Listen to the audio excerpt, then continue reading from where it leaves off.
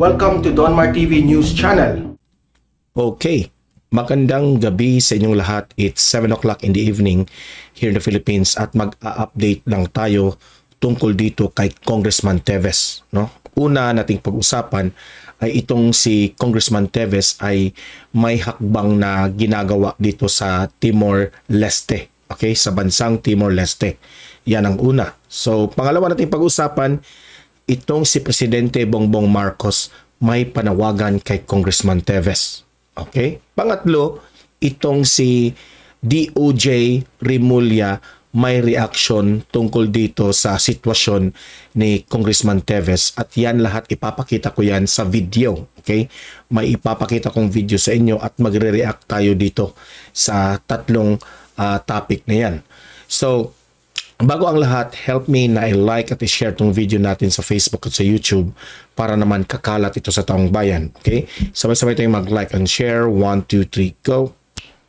Thank you very much. And also guys, subscribe, follow Donmar TV para lagi kayong updated sa mga balita na kagaya nito. Okay? Sabay-sabay tayong mag-like and share, mag-subscribe at follow. Ready? 1, 2, 3, go! Okay, nakasubscribe at follow na sa ating Facebook at YouTube. Ito nga, una nating pag-uusapan ay itong si Congressman Teves ay nag-apila pala no, sa Timor-Leste kasi yung kanyang asylum. Noon, the other week, nag-asylum ito siya sa Timor-Leste at hindi ito inaprubahan ng bansang Timor-Leste. At ngayon, nag-aapila itong si Congressman Teves. Yan ang kaganapan ngayon. This is ito yung progress tungkol kay Teves. At itong si Presidente Bongbong Marcos nananawagan kay Congressman Teves na come home. Yan ang sabi ni PBBM. Uwi ka na. That's the best advice that I can give to Congressman Teves. Yan ang sabi ni PBBM. Okay? At pakinggan natin ang reaction dito ni Remulla. Okay, may video akong ipapakita dito sa inyo. Okay? So, let's play the video. Sa isang balita, no, itong tatlong topic na ito ay magre-react tayo. Okay? Let's play the video. Inaapela ni suspended Congressman Arnie Teves Jr. ang aplikasyon niya ng political asylum sa Timor-Leste. Nanawagan din ulit si Pangulong Bongbong Marcos kay Teves na umuwi na ng Pilipinas. Nasa frontline ng balitang yan si Mayan Los Baños. Sa kabila ng pagliit ng mundo ni suspended Negros Oriental Congressman Arnolfo Teves, tila wala pa rin siyang balak umuwi ng bansa. Ayon kay Justice Secretary Boying Remulla, humihiling daw si Teves Timor-Leste na silipin muli ang na-deny niyang aplikasyon para sa political asylum. Kinumpirma raw ito ng Embahada ng Pilipinas doon. Tuloy naman daw ang Department of Justice sa pagharang nito. Natuklasan ding nakikipag-usap si Teves sa gobyerno ng Cambodia. Una namin nalaman na he was trying to seek refuge in Cambodia. We also said the same thing to the Cambodian ambassador. We tell them that it's a local case. It is a celebrated case. Okay, so humingi pala ng tulong itong si Congressman Teves din sa Cambodia. Okay?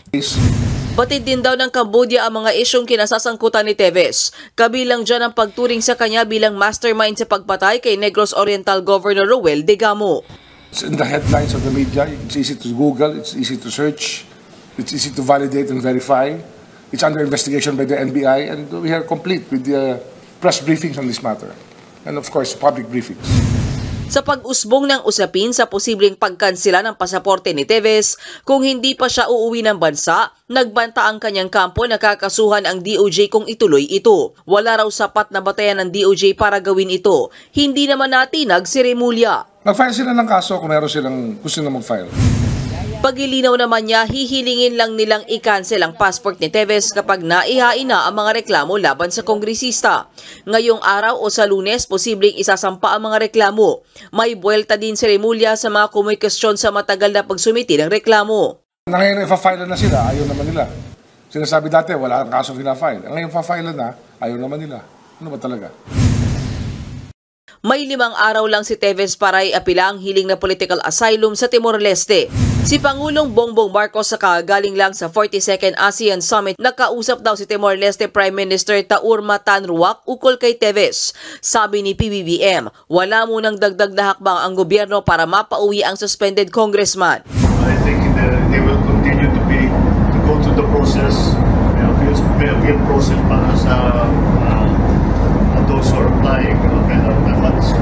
Yeah, yun, but not deny, so we'll just wait for the process to complete.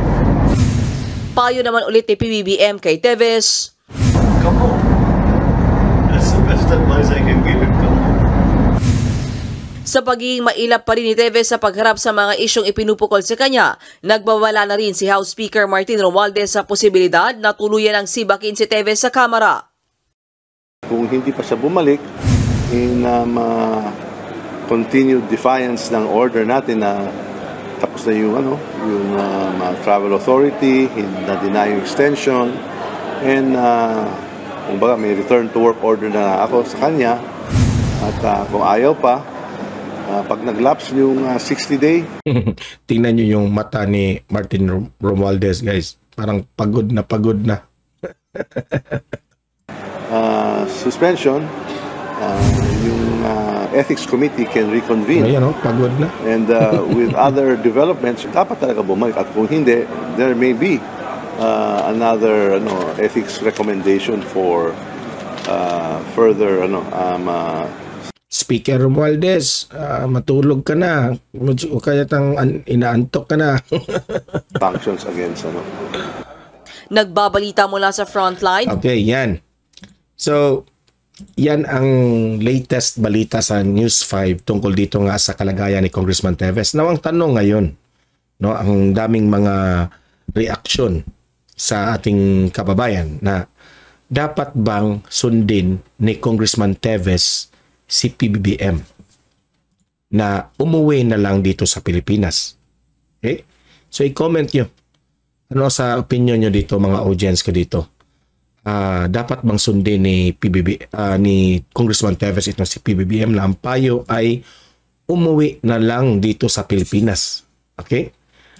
At may tanong pa, peligro ba talaga ang buhay ni Congressman Teves kapag umuwi ito sa Pilipinas?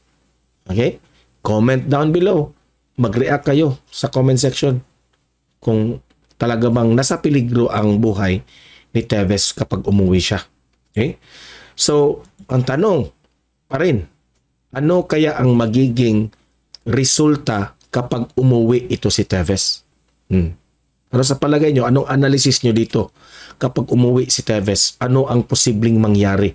Ano ang mga progress na pwedeng mangyari sa kaso ni Congressman Teves?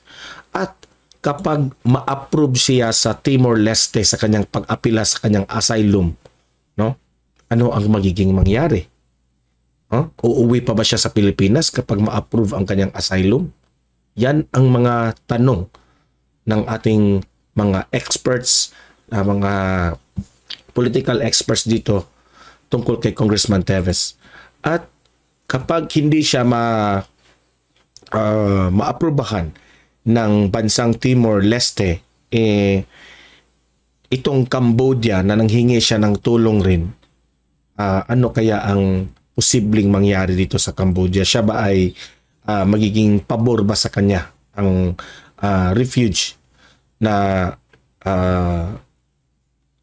hinihingi ni Congressman Teves? Okay? So, sa tingin ko dito, marami kasing bagay na pwedeng mangyari dito. At itong si Remulla, sa aking analysis, sobrang ingay ito sa social media, sa mainstream media, sa pag-interview ng mga media. Maraming nagsasabi na itong si Remulla ay may plano at may balak na tumakbong senador. Posible ba yan? The way Remulla is acting right now, na talagang nag-iingay. Halos lahat ng mga issues ay may komentaryo ito sa Remulla. Tama ba ito? Buboto ba kayo kay Remulla kapag ito ay tumakbong senador? Marami kasing hindi yan galing sa akin, kundi galing yan sa taong bayan. Kaya raw nag-iingay itong si Rimulya kasi may balak ito. So anong masasabi nyo dito? Anong reaction nyo dito? Mag-comment, mag-react at pag-usapan natin yan sa comment section. So yan, nakita nyo ang kalagayan ngayon sa sitwasyon ni Congressman Teves. Yan ang update. Okay? Comment, mag-react, ano ang posibleng mangyari dito in the future. Okay? So like and share this video para lagi kayong updated at kakalat ito sa taong bayan. Subscribe, follow Don Mar TV para always kayong updated sa panibagong balita dito sa Pilipinas. Okay? So guys, hanggang dito lang itong video na ito. At see you in my next video. Have a great night and God bless sa inyong lahat.